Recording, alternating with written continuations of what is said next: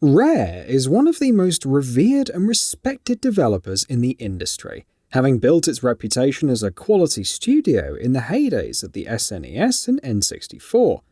For almost a decade, Rare put out great platformers for Nintendo consoles, with the likes of Banjo-Kazooie and Perfect Dark that would go on to become staples of Nintendo and Microsoft's portfolio of games.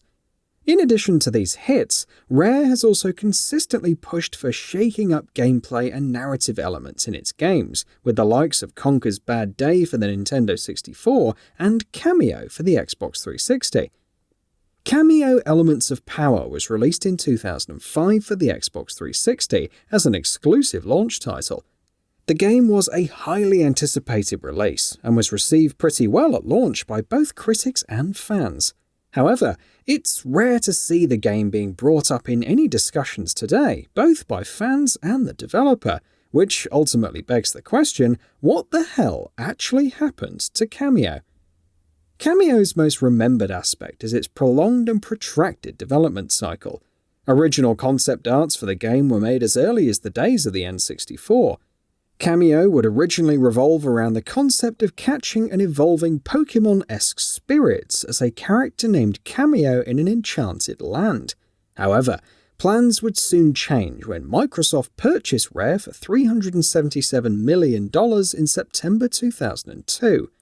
At the time, Kameo's development had shifted over to the GameCube, although the game's original concept remained the same.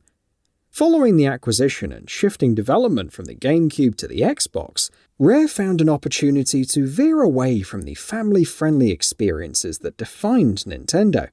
Kameo would then be envisioned as a game where the player would primarily be taking control and evolving those spirits instead of simply collecting them in a quest to save their family members in an enchanted land.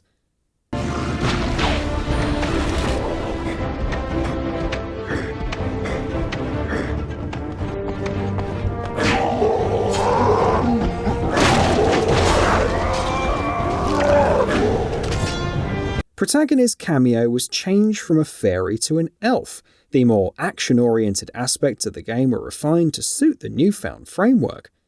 Kameo would then remain in development for some time now, and after several delays, switched development over to Microsoft's then upcoming Xbox 360. Kameo launched in 2005 along with the console and was looking to be a success. Reviews of the time have lauded the game for its art design, great scope and scale, and innovative gameplay mechanics. There was a ton of variety in the game's environments, along with a unique but easy and underdeveloped combat that was a big change from what the developer had been doing for almost a decade at this point. However, many recognized some obvious flaws with the experience. Puzzles and combat were inconsistent, and while the game looked great in terms of its scope, it did little to showcase what Microsoft's console was truly capable of. Kameo currently stands at a 79 on Metacritic. It isn't particularly bad, as per se, but does fall quite short of what fans had come to expect from the developer. Rare's previous games such as Banjo-Kazooie and Perfect Dark soared as high as the 90s on Metacritic.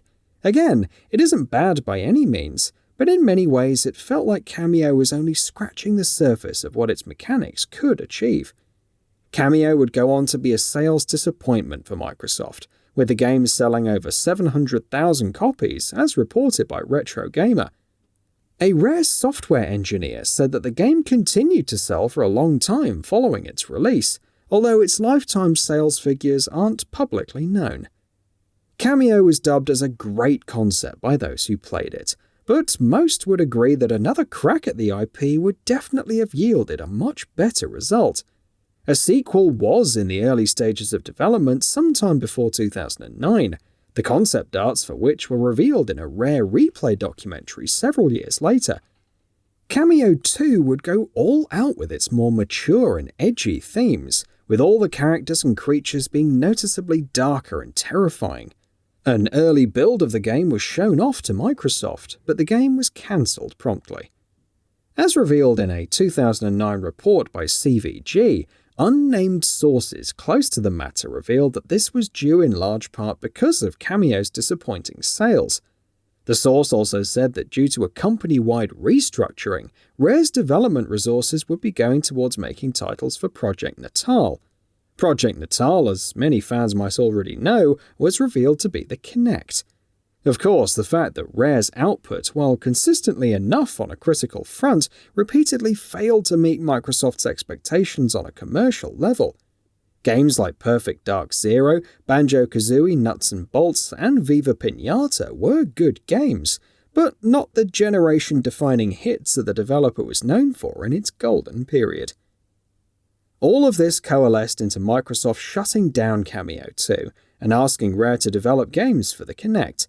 Following the cancellation of Kameo 2 in 2009, Rare released two Kinect titles, Kinect Sports in 2010 and Kinect Sports Season 2 in 2011. What happened to Kinect is another story for another time, but what can ultimately be drawn from this narrative is the fact that Rare's repeated missteps caused Kameo 2 to be cancelled, although some blame could be put on Microsoft's shoulders too, for pushing the Kinect so heavily that promising IPs had to be put on hold.